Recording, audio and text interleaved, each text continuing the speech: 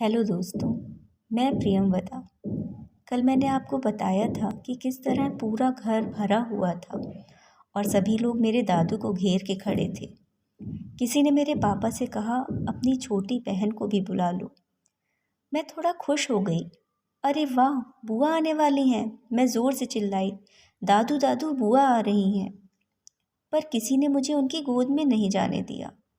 मैंने माँ से पूछा भी था कि क्या दादू की तबीयत खराब है। मैंने उनको बोला था कि मुझे थोड़ी देर उनका सर दबा लेने दो, वो ठीक हो जाएंगे। लेकिन माँ ने मेरी बात नहीं सुनी और मुझे बड़े मामा जी के बेटे के साथ मूंगफली खाने बाहर भेज दिया। वो पूरा दिन मुझे घर वापस लेकर आए ही नहीं। शाम को जब हम घर वापस आए तब दादू वहाँ नहीं थे।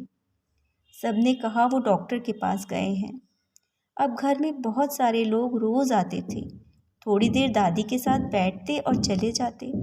बस दादू ही नहीं आए वापस। दादू के जाने के 13 दिन बाद आज घर में बहुत भीड़ इकट्ठी हुई थी। खूब सारा खाना बना था। मैं भी घर के आंगन में खेल रही थी। तभी दादू के एक दोस्त आए तो मैं भाग के उनके पास पहुंच गई और उनका हाथ पकड़ के पूछा, दादाजी मेरे दादू कहाँ हैं? वो कब वापस आएंगे? उन्होंने मेरी बात पर कुछ ध्यान नहीं दिया और वहाँ आए बाकी लोगों से बात करते रहे। लेकिन मैंने उनका हाथ नहीं छोड़ा और वही सवाल बार बार पूछे जा रही थी। इस बार उन्होंने कुछ ऐसा किया जो मेरे दादू के सामने करने की कभी भी किसी की हिम्मत नहीं हुई थी। उन्होंने मेरा हाथ ज़ोर से झटक दिया और गुस्से से मेरी ओर देखते हुए बोले, अब कभी नहीं आएंगे तेरे दादू, वो चले गए भगवान के पास।